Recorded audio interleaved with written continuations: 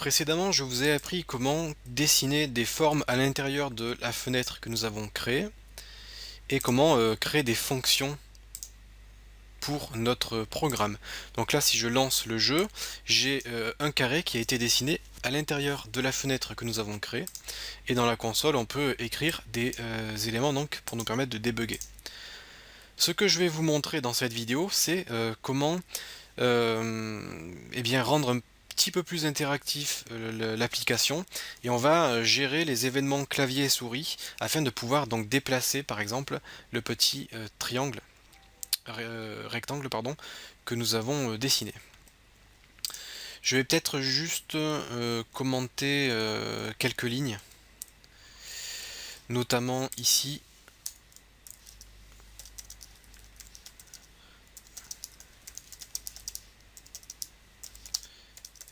Voilà, donc parce que le code, je vais quand même vous le donner via le site. Donc j'essaie de commenter les fonctions au maximum. Comme ça sera un petit peu plus facile pour vous de vous y retrouver.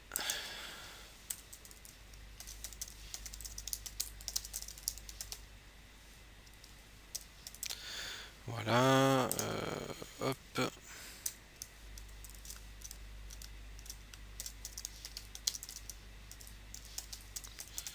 On crée le rectangle.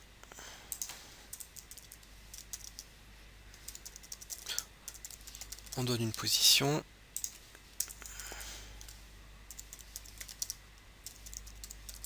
Couleur principale. Voilà. Ok, donc là, on est tout bon. Maintenant, je vais vous montrer donc comment gérer le clavier afin de pouvoir déplacer notre personnage à l'intérieur de notre fenêtre.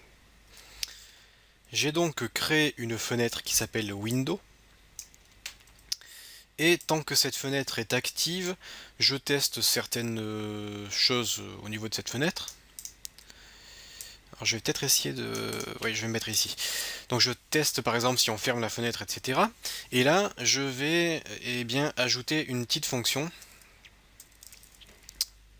Gestion du clavier. Voilà, et ici, je vais écrire un code qui va me permettre de gérer le clavier. Donc, comme on l'a vu précédemment, pour créer une condition, on utilise if. Et à l'intérieur des parenthèses, on écrit notre condition. Si cette condition est vraie, à ce moment-là, je veux effectuer quelque chose. Donc, moi ma condition c'est quoi? Je veux savoir si on touche au clavier. Donc c'est SF keyboard. Si il y a quelque chose qui se passe au niveau du clavier. Si ce quelque chose est is key pressed.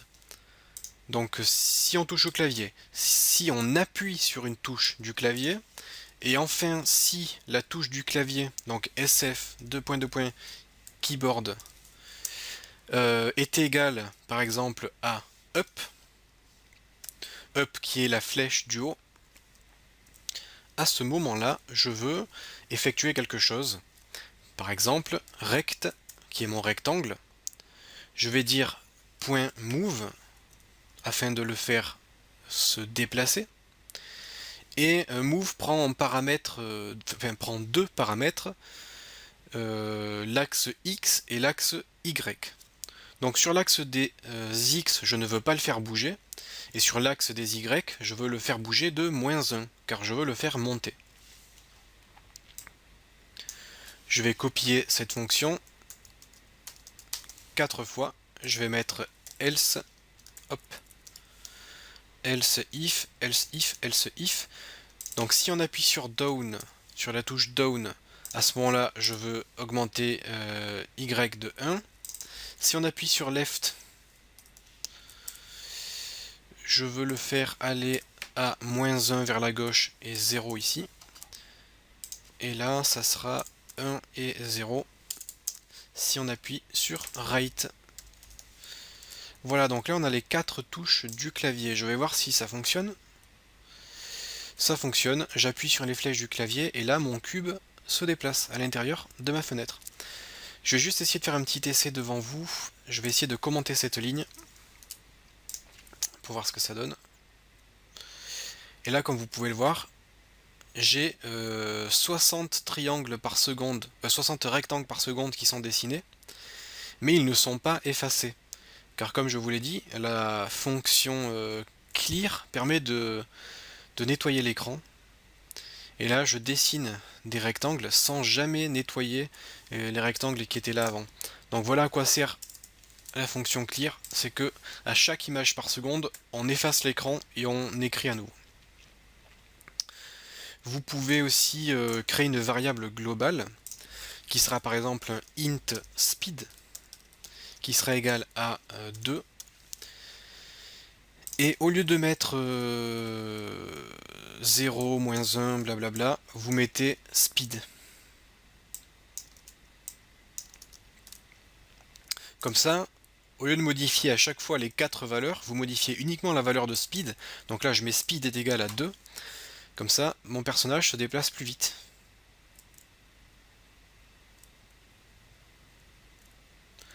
Voilà comment gérer le clavier. Donc ce que l'on peut faire, au niveau de la gestion du clavier, c'est tout simplement supprimer tout ça.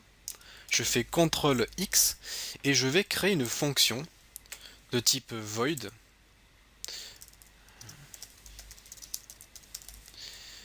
Donc je vais faire une fonction void gestion clavier. Dans cette fonction, je vais coller tout ce que nous avons écrit. Je vais copier la signature de ma fonction, c'est-à-dire ce que vous avez tout en haut. Je vais vous expliquer ce que je vais faire. Donc là, au niveau de la gestion du clavier de tout à l'heure, je vais uniquement appeler ma fonction gestion clavier que je viens d'écrire, qui ne prend pas de paramètres, et je mets un point virgule. Donc là, en gros, après la compilation, eh bien, tout le code qui se trouve dans ma fonction gestion clavier va être positionné ici, à cet endroit du code. Donc là, si je lance, normalement, ça ne devrait pas marcher. Vous voyez que j'ai des erreurs. Et en gros, l'erreur qu'on me dit, c'est quoi? C'est qu'on ne connaît pas... Voilà, on ne connaît pas gestion clavier. Donc ce qu'on fait en C++, c'est soit créer des fichiers externes, comme ce que j'ai fait ici, shape.h, et on inclut ces fichiers externes dans notre code. À ce moment-là, ça fonctionne. Soit vous créez une fonction, comme je viens de le faire là, vous créez une fonction à l'intérieur de votre code, mais à ce moment-là, vous devez aller tout en haut de votre code et écrire le prototype de votre fonction, c'est-à-dire void, nom de votre fonction et les paramètres. Au niveau des paramètres, si vous avez par exemple int x, virgule int y, vous n'avez pas besoin de marquer int x, int y. Vous devez marquer int int pour dire au programme qu'il s'agit d'une fonction qui prend 2 int en paramètres. Donc nous, notre fonction ne prend pas de paramètres. Donc j'enregistre, je clique sur play, et là, ça fonctionne. Donc lorsque vous créez une fonction en C++, et si cette fonction se trouve après votre fonction main, vous devez écrire le prototype qui permet d'indiquer au programme que nous avons une fonction qui s'appelle gestion clavier. Voilà, donc je vais créer une région prototype. Hop, comme ça sera un petit peu plus propre au niveau du code. On peut même créer une région pour nos includes.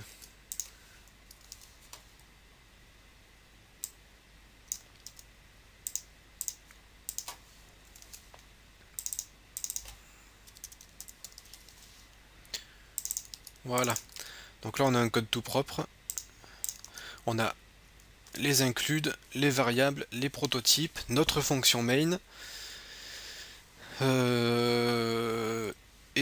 La gestion du clavier. Donc vous pouvez vous amuser et vous entraîner à créer des fonctions ou des fichiers externes. Par exemple, moi j'ai créé la fonction qui permet de dessiner des rectangles.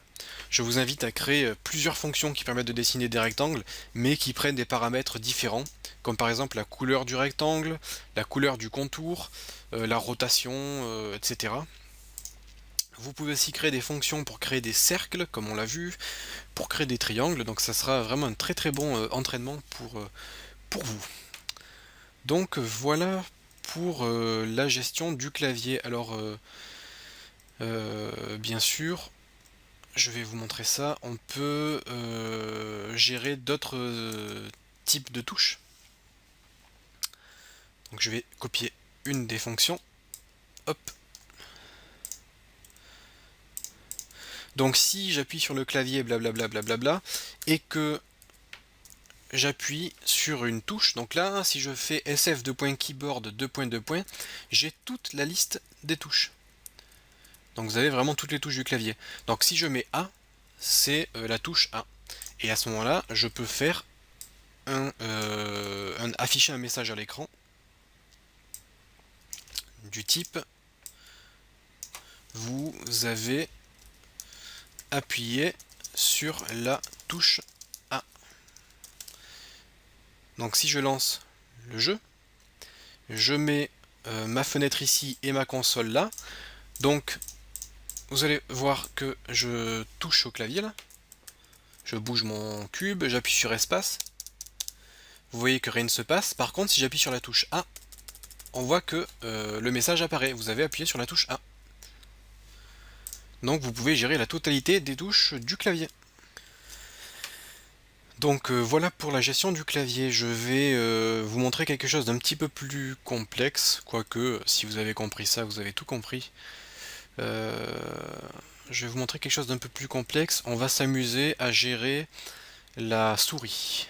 Donc pour gérer la souris, c'est à peu près la même chose. Je vais faire un if, et là c'est sf:/mouse. Donc si on a un événement sur la souris, et là vous pouvez avoir plein de fonctions.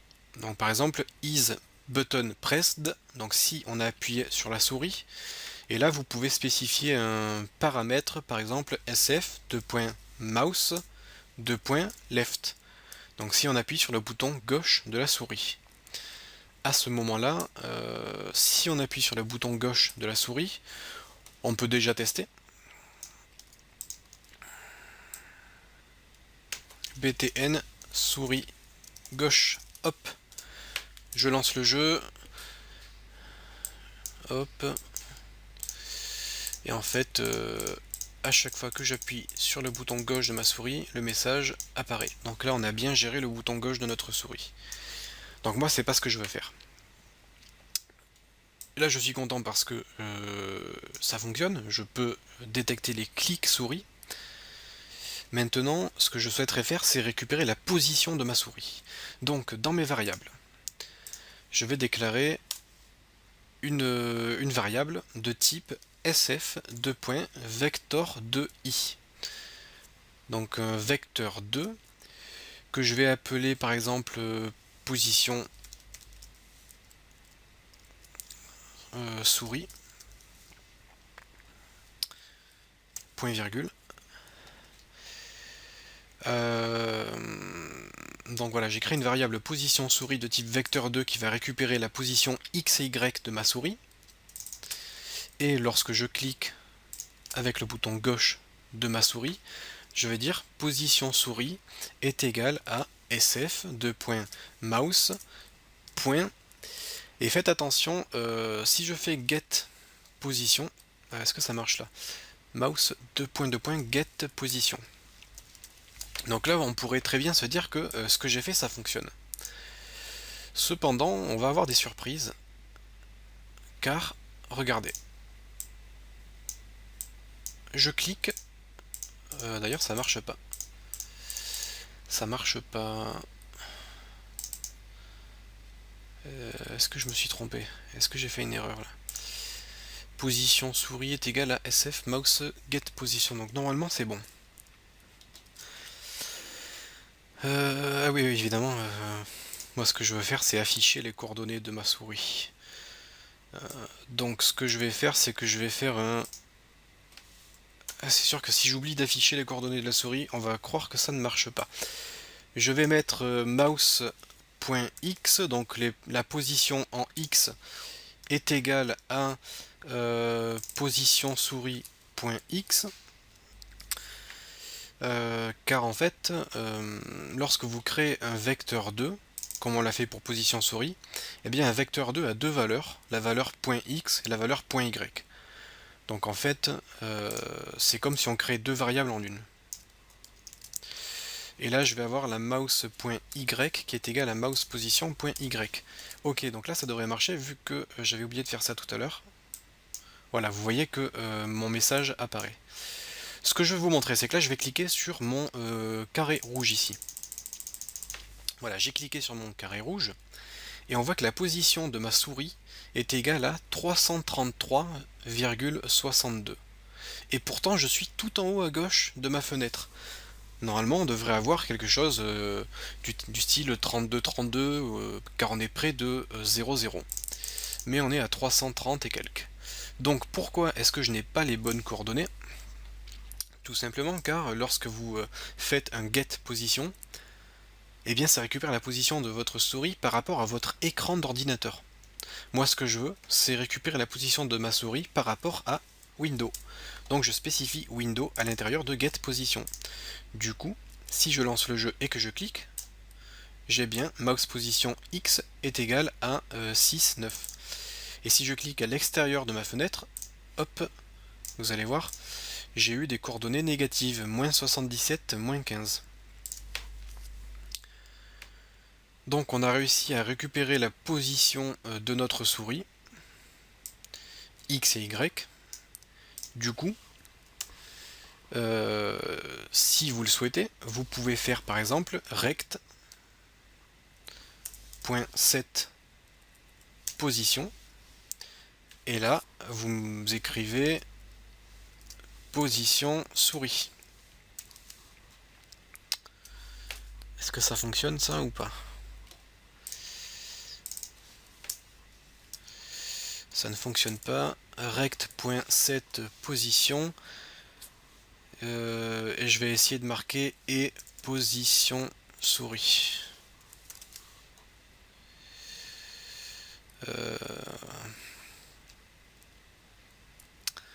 Bon, tant pis, ça ne fonctionne pas comme ça, tant pis, je vais faire la méthode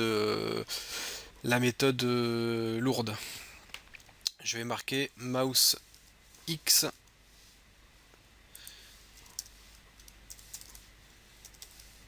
M-O-U-S-E-Y, voilà. Alors là je vais envoyer du lourd, hop, mouse X est égal et mouse Y est égal à position souris.x et position souris.x, point virgule, et Y en fait, voilà. Voilà, donc là j'ai créé mouse X et mouse Y qui prennent la valeur de position souris.x et .y. Et dans rect.set position, je vais faire sf vecteur 2i, et là je vais mettre mouse X, mouse Y. Ça marche toujours pas, pourquoi? Pourquoi ça marche pas? Aucune instance.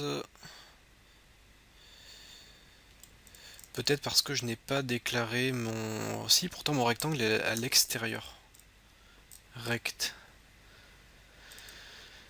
Mon rectangle est à l'extérieur, donc ça devrait marcher.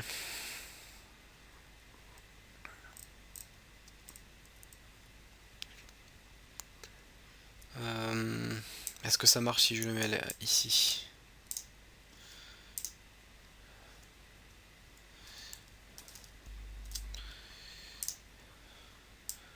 J'ai peut-être pas besoin de spécifier vecteur 2.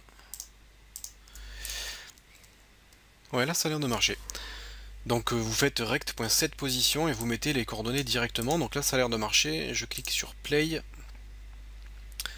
Et là, le carré va à l'endroit où j'ai cliqué.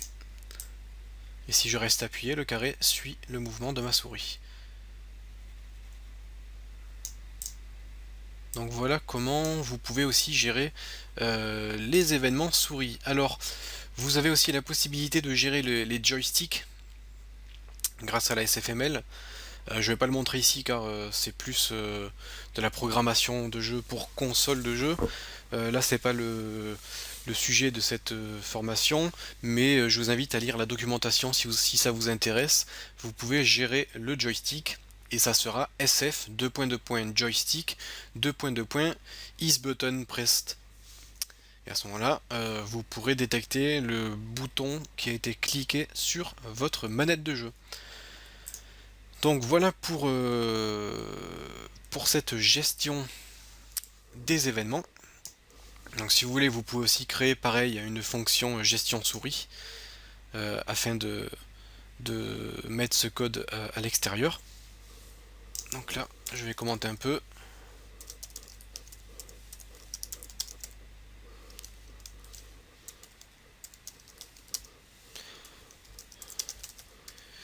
On récupère les coordonnées et on positionne le rect. Voilà, bon, je vais le faire devant vous, hein. Je vais faire un void gestion souris. Hop, je vais placer le code ici, CTRL X, CTRL V. Je vais copier le prototype de ma fonction, gestion souris. Je colle le prototype ici, void gestion souris, point virgule. Et je fais gestion de la souris, et là j'appelle ma fonction sans le void. Et ça devrait fonctionner exactement pareil. Le cube se déplace là où je clique, ou il se déplace là où je le positionne avec mon clavier. Donc là, s'il sort de l'écran, hop, je clique et il apparaît. Entraînez-vous bien, j'espère que ce tuto vous aura plu donc au niveau de la gestion des claviers souris. C'est super important car il n'y a pas vraiment de jeux dans lesquels on n'a pas besoin de gérer le clavier ou la souris. Donc je vous invite à bien vous entraîner. Et on se retrouve nous dans la prochaine vidéo.